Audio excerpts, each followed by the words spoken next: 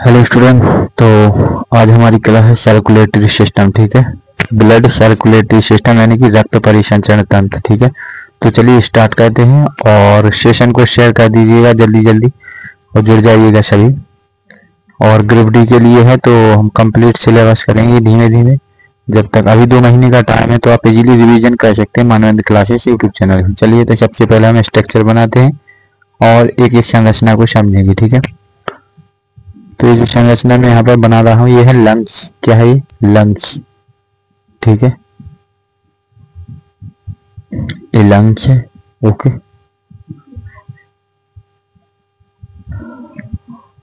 और ये हमारा हार्ट। ठीक है, हृदय। ठीक है, ये क्या है? हार्ट। ओके,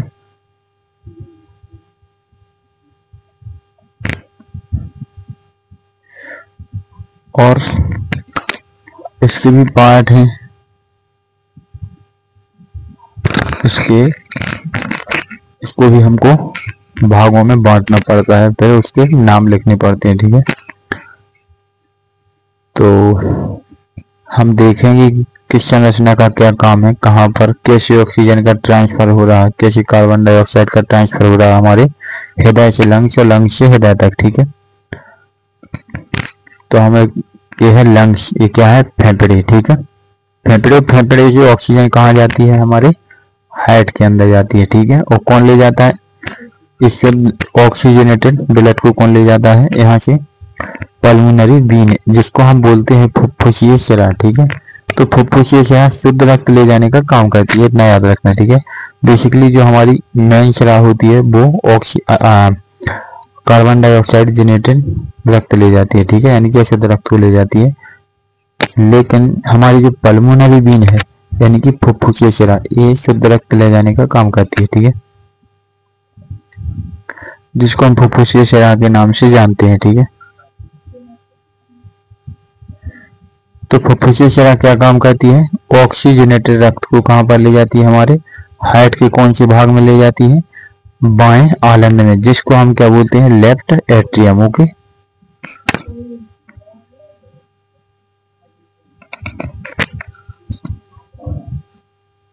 ठीक है, बाएं आलंद यानी कि लेफ्ट एट्रियम। और ये आपको जो दिख रही नई संरचना यहाँ पर, और इसी के जस्ट नीचे ऑक्सीजन जिसमें भरा हुआ दिख रहा, ये है द्विदलीय कपाट।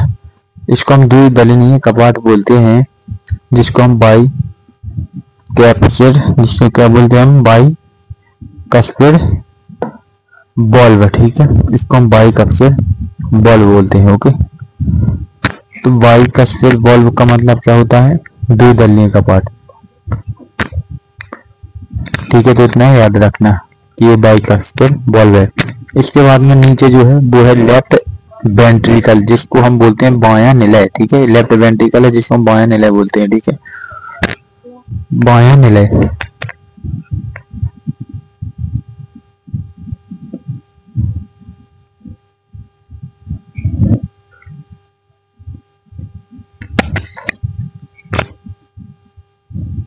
ठीक है, तो इसको हम बायां निलय बोलते हैं। ओके,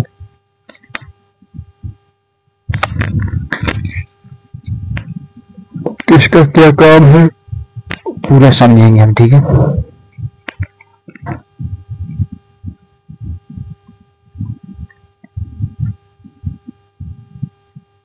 और इसको जो ऑक्सीजन है कहाँ पहुंची है? महाधमनी के माध्यम से कहाँ पहुंची है? पूरे शरीर में पहुंच जाती है, महाधमनी है। ठीक है, महाधमनी कहाँ से ले गई? बायां निलय से ऑक्सीजन को उठा के ले गई कहाँ पर? पूरे शरीर में उसने ट्रांसफर कर दिया। किसने? एरोटा ने। ओके, एरोटा ने। ठीक है, तो फेफड़े से कहाँ पर आई थी?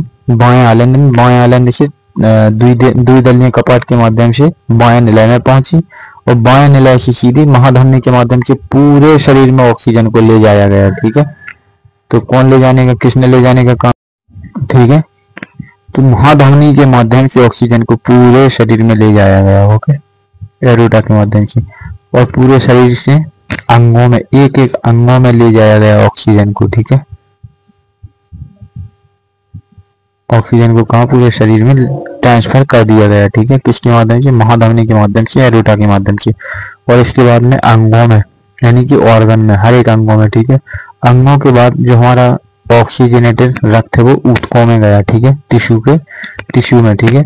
इसके बाद में गया सेल्स में, यानी कि कोशिकाओं में, ठीक है। तो इस तरीके से महाधमनी ने पूरे शरीर में ऑक्सीजन का ट्रांसफर कर दिया। फिर माइटोकॉन्ड्रिया में गया, और जैसे ही माइटोकॉन्ड्रिया में पहुंचा तो माइटोकॉन्ड्रिया के साथ एक ग्लूकोज होता है, और ग्लूकोज और ऑक्सीजन मिलकर के क्या कहते हैं? अभिक्रिया कहते हैं, जिससे CO2 में बदल जाती है ऑक्सीजन। ओके,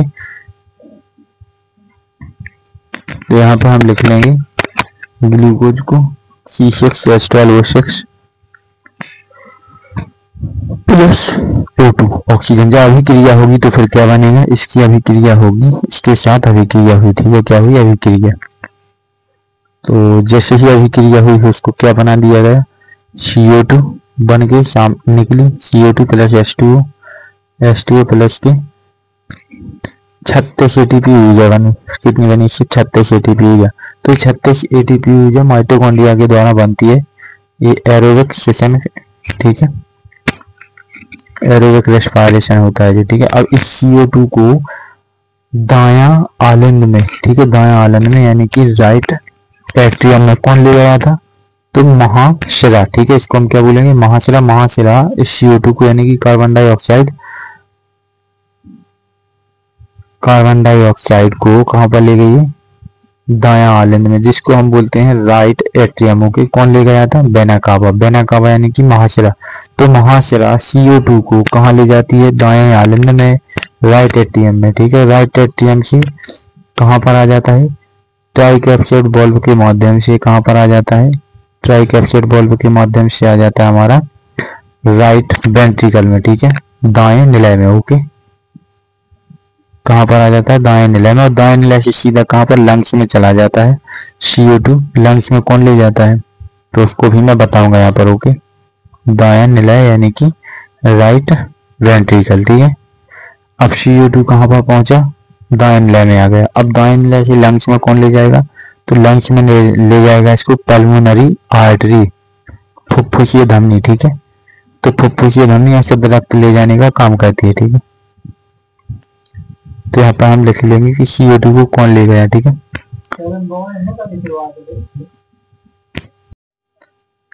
तो कार्बन डाइऑक्साइड जेनेटेड ऑक्सीजन रक्त को लंग्स के अंदर फुफ्फुसीय धमनी ले जाती है, ठीक है, यानी कि पल्मोनरी आर्टरी। तो इतना याद रखना। तो हमारा सर्कुलेटरी सिस्टम यहाँ पर समाप्त होता है। कुछ बेसिक सी चीजें रह गई होंगी तो वो भी मैं बताने वाला हूँ, ठीक है। तो इतना याद रखना, ठीक है। ओके,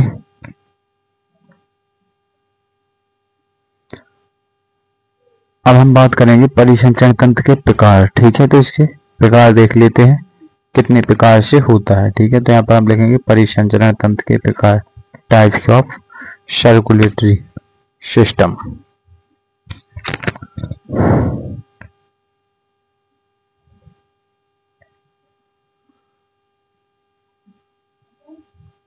सर्कुलेटरी सिस्टम, ठीक है। तो इनके प्रकार में हम सबसे पहले लिखेंगे, एक तो लसिका परिसंचरण तंत्र होता है, एक होता है रक्त परिसंचरण तंत्र, ठीक है। तो चलिए जानते हैं इसका दो प्रकार का परिसंचरण तंत्र होता है। सबसे पहले एक साइड लिख लेंगे लसिका परिसंचरण तंत्र, ठीक है, लिम्फ सर्कुलेटरी सिस्टम। ओके, लसिका परिसंचरण तंत्र।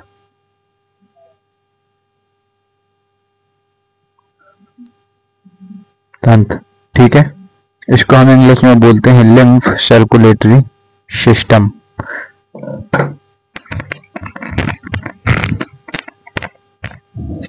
Lymph circulatory system. इसके बाद में यहाँ पर लिखेंगे हम अगला रक्त परिसंचरण तंत्र, ठीक है। तो इसके दो प्रकार होते हैं, तो लिम्फ और एक रक्त। तो रक्त परिसंचरण तंत्र जिसको हम बोलते हैं ब्लड सर्कुलेटरी सिस्टम। तो ब्लड सर्कुलेटरी सिस्टम भी दो प्रकार का होता है, ठीक है।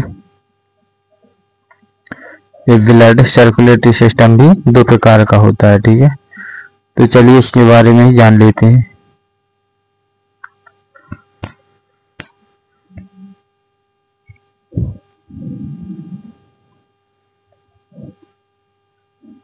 तो रक्त परिसंचरण तंत्र के 2 प्रकार होते हैं, एक तो खुला परिसंचरण तंत्र, एक बंद।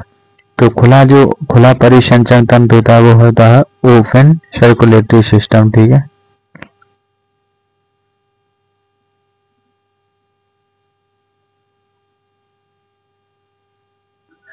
ठीक है, खुला परिसंचरण तंत्र के जिसको हम ओपन सर्कुलेटरी सिस्टम बोलते हैं, ओपन सर्कुलेटरी सिस्टम, ठीक है। इसके बाद में हमारा आएगा बंद परिसंचरण तंत्र। ओके, बंद परिसंचरण तंत्र, बंद परिसंचरण तंत्र ये क्या होता है? बंद परिसंचरण तंत्र, इसके बारे में भी हम बात करेंगे, ठीक है।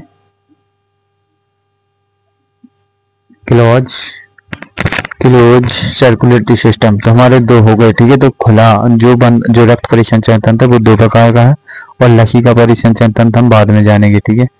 तो प्लीज आज की क्लास हम यहीं पर एंड करते हैं, और सेशन को जल्दी से जल्दी शेयर कर दीजिए और चैनल को सब्सक्राइब कर लीजिए, ताकि जो भी नोटिफिकेशन आता है आपके पास डेली नोटिफिकेशन आएगा क्लासेस का, और साथ ही साथ गवर्नमेंट जो भी जॉब का नोटिफिकेशन आता है उसका, ठीक है। तो नमस्कार सभी को, धन्यवाद।